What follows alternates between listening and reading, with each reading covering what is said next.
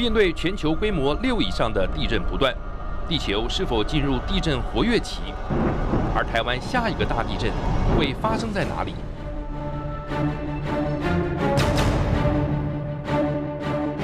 西元1906年，嘉义发生规模7.1的梅山大地震，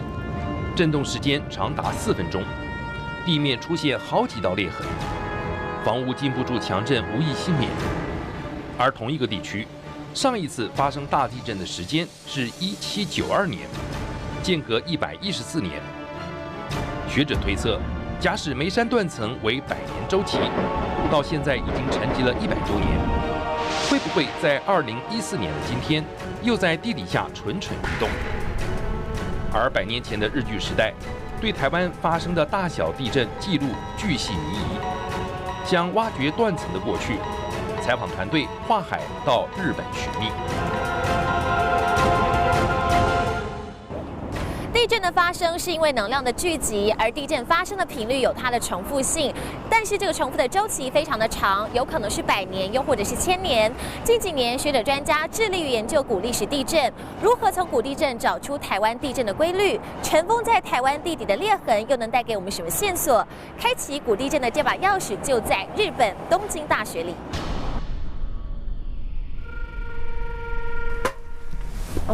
台湾ですね。はい。昭和10年です。これ結構新しい。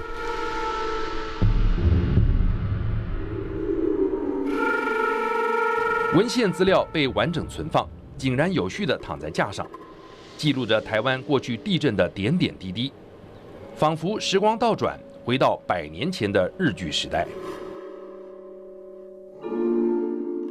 ここは何もないところはずっとまっすぐ行ってますけども、小さな台湾の地震によって小さな揺れ、ここで揺れているところが記録されています。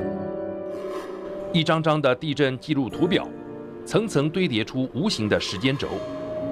新竹地震、台南地震、梅山地震无一遗漏。当时台湾和日本已经有地震仪，能够测量地震规模大小。手抄记录本上还能看到详细文字记录。包括地震发生的时间、持续多久、方向及强度、有感无感，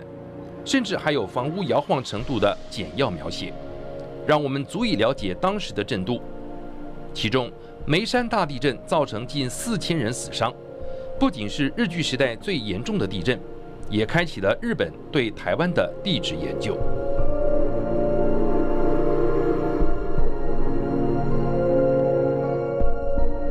ここに重りがあります。で地震の揺れによって、この重りが動くんですね。でここに針がついてまして、この動きがこのドラムの上に記録されるんです。根据日本的历史地震文献，日本学者发现，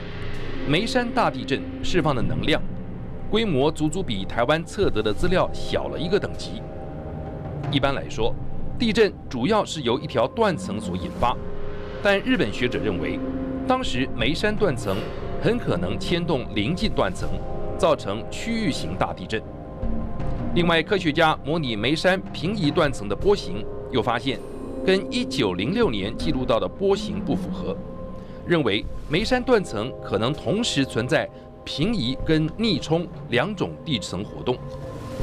以台湾西半部来说，相当少见。要得知断层未来错动的可能性，除了找出地震周期，还得掌握断层在地底下的踪迹。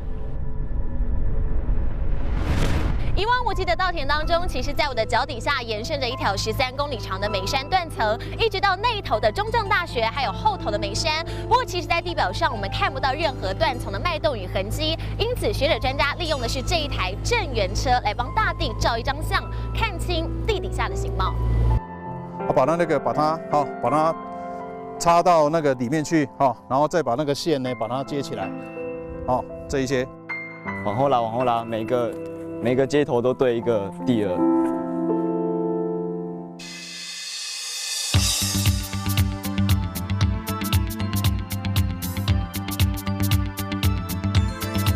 震源车是一台配备机械起震锤的小山猫，在科学家预先设定好的侦测点停下，起震锤就会慢慢升起，然后用力打击地面，制造人工震波，帮大地做健康检查。在很多地方呢，因为我们没有办法由地面上来看到地底下的构造长怎么样，所以呢，现在的科学家呢就想出了一个方法，它就是让我们产生人工的震源，把这个人工的震源呢，让它产生震波到地底下去之后呢，它在不一样的地层呢会反射，然后我们把这些反射的资料收集起来呢，它的效果呢就像说在地底照相一样，我们就可以知道地底下它的构造是长得什么样子。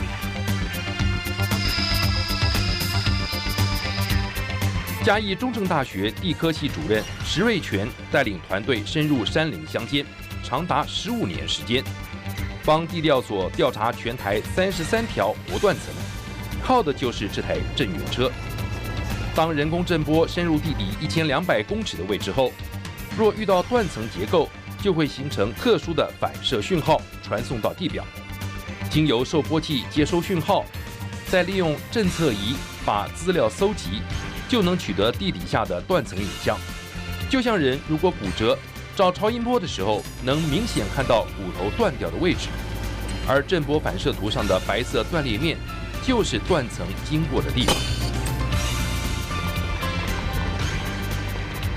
它是里面是有弹簧的，它有弹簧的，它就是负责它地壳在地如果来摇的时候呢，它就是跟着它摇，然后它这些对这些的信号呢，就顺着这些的电线，然后就接到我们的电脑那边去。知道断层的分布，掌握断层的位置，未雨绸缪，避开危险区域，面对下一个可能发生的大地震。但想推测地震周期、拼凑断层原貌，失落的拼图还缺了一角。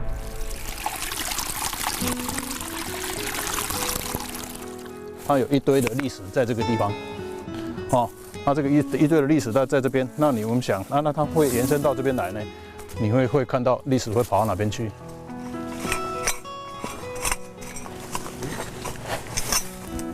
被层层绿叶覆盖、埋在黄色沙土下的，就是梅山断层在地面上唯一看到露头的地方。在断层面上，最底层为本来在地底的砂岩，再上一层为河流冲刷而来的砾岩，一层层不同的沉积物，就是最佳的地科活教材。但物换星移，环境变迁破坏了原本地貌，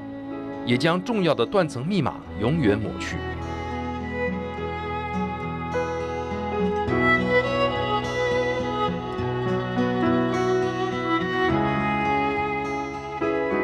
它的意义呢很特殊，因为它在这个地方呢，它是一条走向华夷的断层，而不是一条呢一般呢我们在山路地区呢会看到的这一种的逆冲断层。但是呢，在1906年的时候，其实它产生蛮大的灾害的。那现在的科学家他们当然会很在乎，那什么时候呢这个地震会再发生？令学者更忧心的还有另一个紧邻梅山的断层，会不会牵一发动全身？引发地震连锁效应。我现在站在九重坑断层上，可以看到呢，在上头深灰色的这个是数百万年前的岩层，从地底下100多公尺逆冲到了地表上，可以想见这条断层每一次活动的时候所释放出的能量有多惊人。但是学者专家在这里找到上一次的地震记录是在18000年前，下一次会发生在什么时候，没有人知道。这个九重坑断层其实它的量非常大，你会发觉得它这个应该很大的一个带。然后这边你看它就一直崩塌，然后它就一直做这个，它工程越做它侵蚀越深。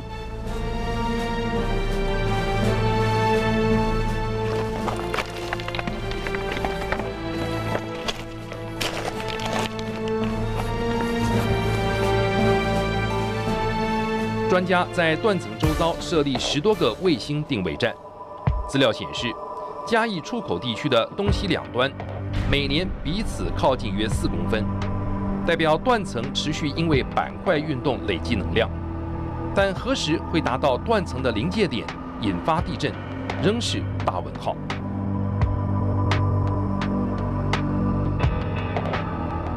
它大概呢已经横向呢它的滑动呢可以到达100多公尺，它的垂直量呢也可以到达100多公尺。意思告诉我们呢，过去呢虽然我们不知道它是几次的活动造成这个样子的，但是呢现在已经累积到这个量，可以告诉我们以前呢它一次一次累积呢所释放的能量已经很大的。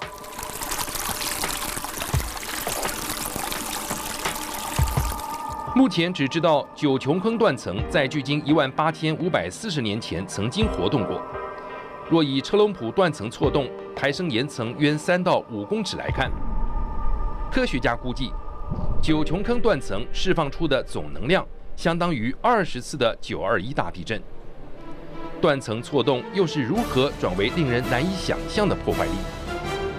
？921大地震过后，科学家在第一时间投入庞大的人力经费，层层解码车龙埔断层，也为台湾的地震研究带来新契机。